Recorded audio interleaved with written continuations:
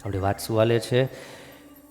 બાલ મુકુંદ સ્વામીના સમાગમથી જાગા પટેલને ભગવાનનો સર્વોપરી નિશ્ચય થયો, દ્રઢ નિશ્ચય થયો. જાગા પટેલ વ્યવહારે દુર્બળ હતા.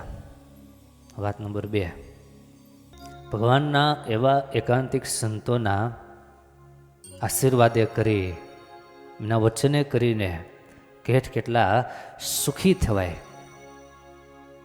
એમની ઘરેથી સ્વામીએ જુવાર મગાવી. સ્વામીને ખબર હતી કે જાગા પટેલ સ્થિતિ બહુ સામાન્ય છે, પરિસ્થિતિ બહુ નાજુક છે. એટલે સામે ચાલીને સ્વામીએ કહેલા, જાગા, હા ગુરુ, તારી ઘરેથી ઝારનો લોટ લઈ આવજે. રાજી થયા. જો ભાવ હોય તો રાજી થાય, ભાવ હોય તો રાજી થાય, નકર શું થાય?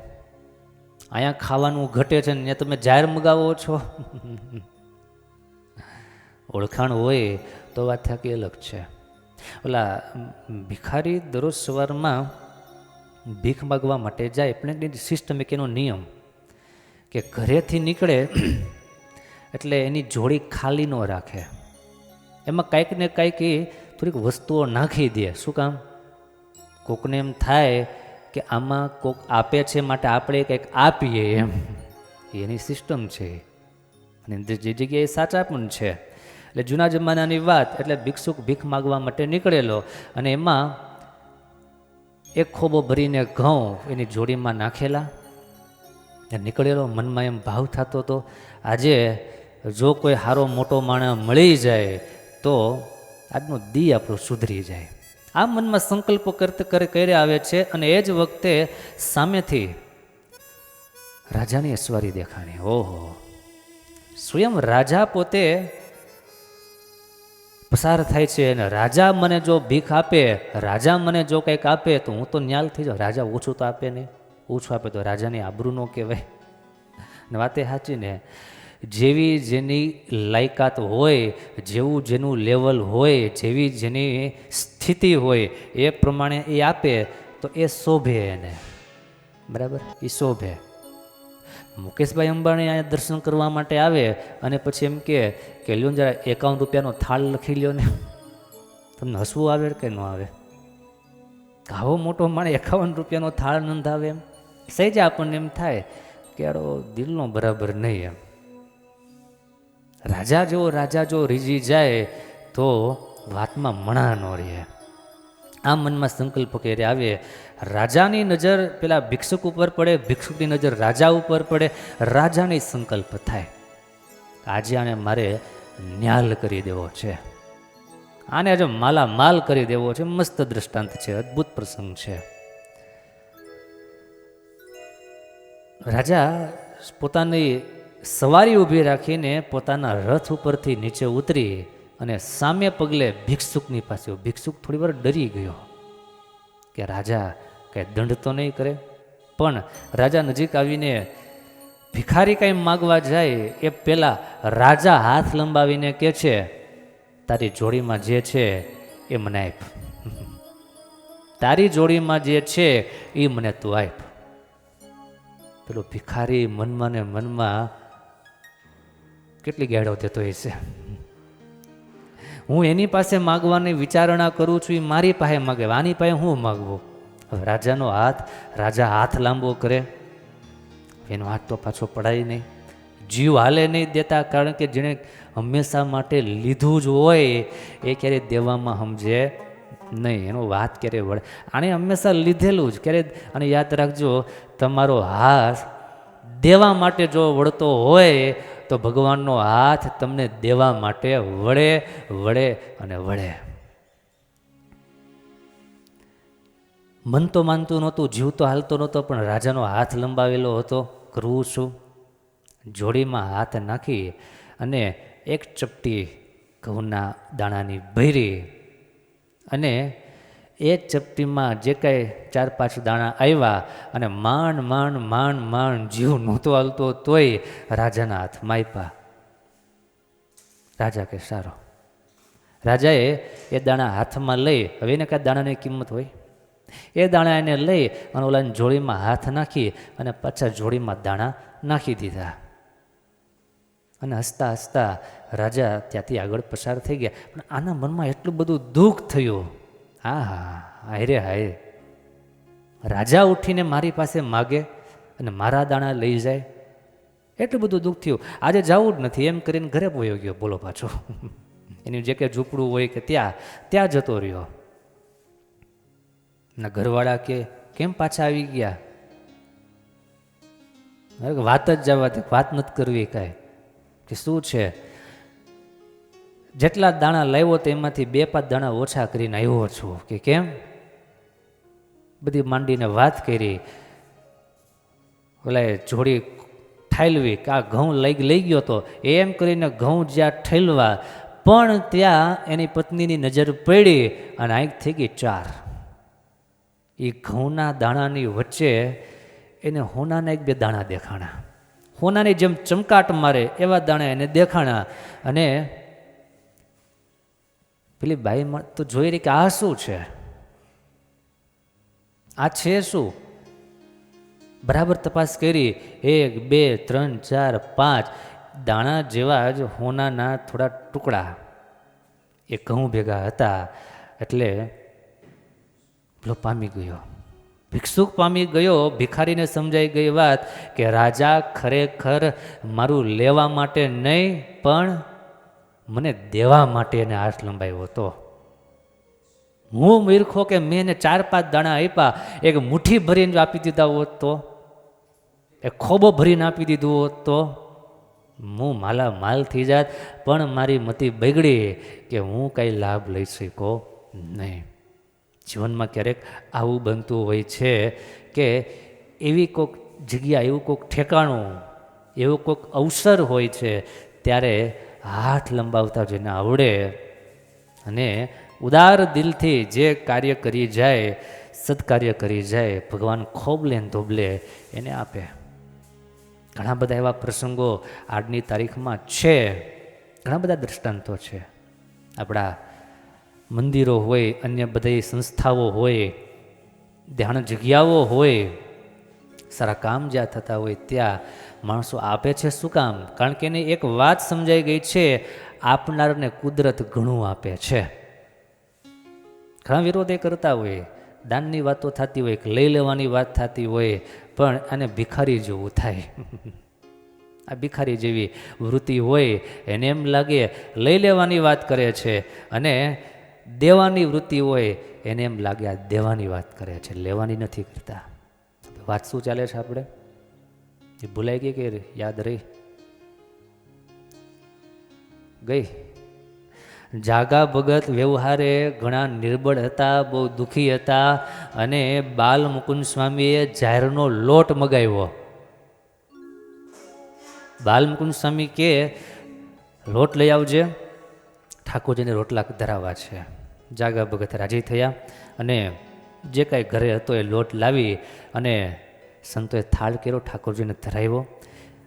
બાલમુકુંદ સ્વામીએ કીધું, સંતો આ રોટલો ખાતા ખાતા મહારાજને પ્રાર્થના કરજો કે મહારાજ જાગા ભગતનું સારું કરે, એનો વ્યવહાર ભગવાન સુખી કરે. આમ સંતો મહારાજને પ્રાર્થના કરજો. બાલમુકુંદ સ્વામી અને તમામ સંતો પ્રાર્થના કરે. પછી એમાં બાકી શું હોય? એમાં ઘટે શું? એમાં ઓછું પડે? આજે એવા કેટલા બધા પ્રસંગો છે. ગુરુજીને વાત કરે અને વ્યવહાર સારો થાય તો વાત સમજ્યા, પણ કૃપાસ્વામીને કોઈ હરિભગત દુખિયારો હોય અને પ્રાર્થના કરે કે મહારાજને કંઈક પ્રાર્થના કરજો, એ સંત ભગવાનના ચરણોમાં એની અરજી પહોંચાડે અને ભગવાન એના દુઃખ દૂર કર્યાના પણ દાખલાઓ જીવંત છે. આપણને મોટે ભાગે એવું થાય કે જે વયા ગયા હોય, જે ગુજરી ગયા હોય, એનો આપણને બહુ ભાવ, એનો બહુ મહિમા, પણ આપણી સાથે જે હોય એમાં આપણને બહુ રસ હોય નહીં.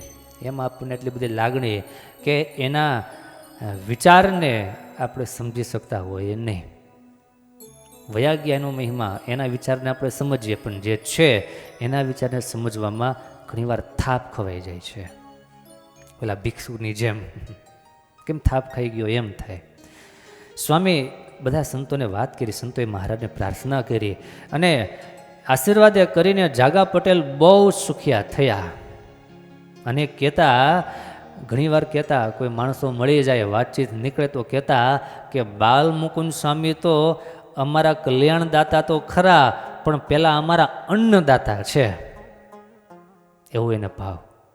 સ્વામી તો મારા અન્નદાતા છે, એણે મારા પર દયા કરી, કૃપા કરી, આશીર્વાદ આપ્યા, ત્યારે અમે વ્યવહારે સુખી થયા. આમ ભગવાનને, ભગવાનના સંતોને આપણે કલ્યાણના દાતા માનીએ છીએ, અન્નદાતા માનીએ, ત્યારે મહિમાનો અને આનંદનો કોઈ પાર ન રહે. શું કહ્યું અશ્વિન ભગત? અન્નદાતા આપણે કે ભગવાન? મહેનત તો તમે કરો છો, નોકરી ધંધે તમે જાઓ છો. એ બળ આપે છે ત્યારે જઈએ છીએ, એ બુદ્ધિ પ્રેરે છે ત્યારે આપણે ડિસિઝન લઈ શકીએ છીએ. એના કર્યા વગર કાંઈ થતું નથી. માટે એક વાર નહીં, 7 વાર આપણા અન્નદાતા છે અને છે. આપણા પુરુષાર્થે કરીને, આપણી બુદ્ધિએ કરીને કાંઈ થતું નથી, એનું કર્યું બધું થાય છે. આ વાત ભગવાનના ભક્તોએ ક્યારેય ભૂલવી નહીં. તો ફાયદો આપણને એ થશે, કરતા વૃત્તિ આપણને ક્યારેય નહીં આવે. કરતા તો એક મહારાજ છે. ભગવાન પોતાના સંતોના માધ્યમથી આપણને સારી વાત કરે, આપણી પ્રાર્થના એમના ચરણોમાં પહોંચાડે અને આપણને સુખિયા કરે છે. જાગા પટેલ એમ સ્વીકાર કરી શકતા, કહી શકતા કે સ્વામી તો અમારા અન્નદાતા છે.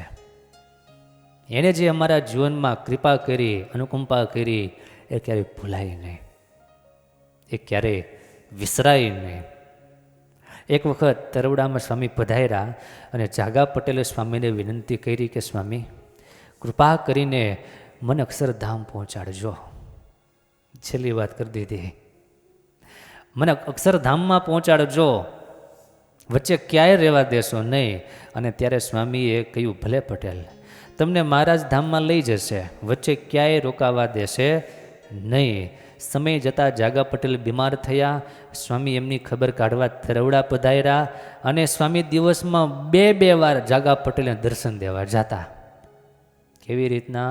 જેમ તમે દિવસમાં 2 વાર ભગવાનના દર્શન કરવા, તમે એટલે ચંદુભાઈની વાત કરું, તમારી વાત નથી કરતો. ચંદુભાઈ 2 વાર દર્શન કરવા માટે આવે. સવારે આવે, બપોર સુધી રહે, વળી પાછા સાંજે આવે, આરતીનો લાભ લઈને જાય. આપણે આમાંથી શીખવાનું કે સમય મળે તો આગ્રહ રાખી અને ભગવાનના દર્શન કરવા માટે સવાર સાંજ આવવું. મહારાજની આજ્ઞા ખરી કે નહીં?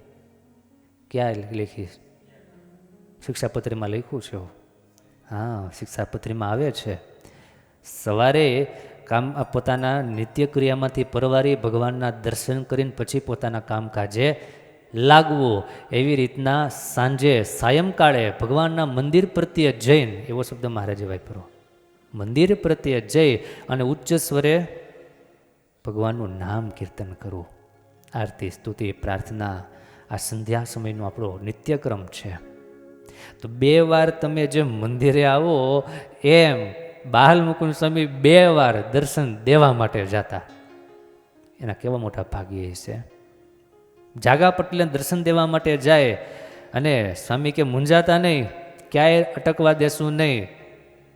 જાગા પટેલનો એમ કરતા અંત સમય આવ્યો અને ભગવાન શ્રી હરિએ જાગા પટેલને દર્શન દીધા ને ધામમાં તેડી ગયા. એક પરિવારના 2 જીવતા જાગતા દ્રષ્ટાંતો. પેલું દ્રષ્ટાંત કયું ગયું? પેલા કોને લઈ ગયા?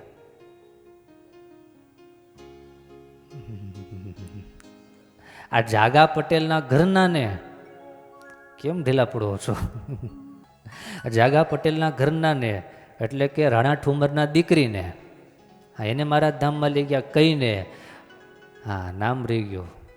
એ જ રીતે જાગા પટેલને મહારાજ અંતકાળે તેડવા માટે પધાર્યા અને દર્શન આપ્યા. અને જાગા પટેલ પણ બોલીને ગયા કે મહારાજ મને લેવા માટે આવ્યા છે અને બાલમુકુંદ સ્વામી હારે છે અને મને ધામમાં લઈ જવા માટે આવ્યા. હું જાઉં છું ધામમાં, લ્યો જય સ્વામી નારાયણ એમ કહી અને બાલમુકુંદ સ્વામી જાગા પટેલને છેક અક્ષરધામ સુધી પહોંચાડવાનો કોલ આપ્યો હતો અને એને પૂરો કર્યો. આવી જીવતી વાતો છે, આવા જીવતા પ્રસંગો છે. માટે વારે વારે કહું છું, બહુ કેફમાં, બહુ મોજમાં અને બહુ આનંદમાં રહી અને ભગવાનનું ભજન કરીએ. પૂર્વનું પુણ્ય પ્રગટ થયું જ્યારે, પૂર્વનું પુણ્ય પ્રગટ થયું જ્યારે, આ સ્વામિનારાયણ મળ્યા ત્યારે, આ સ્વામિનારાયણ મળ્યા ત્યારે.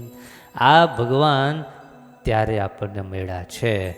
માટે એ ભગવાનના ખરેખરા ઉપાસક થઈએ, ખરેખરા ભક્ત થઈએ. આનંદનો કોઈ પાર નથી અને પ્રાપ્તિમાં જરાય ખોટ નથી.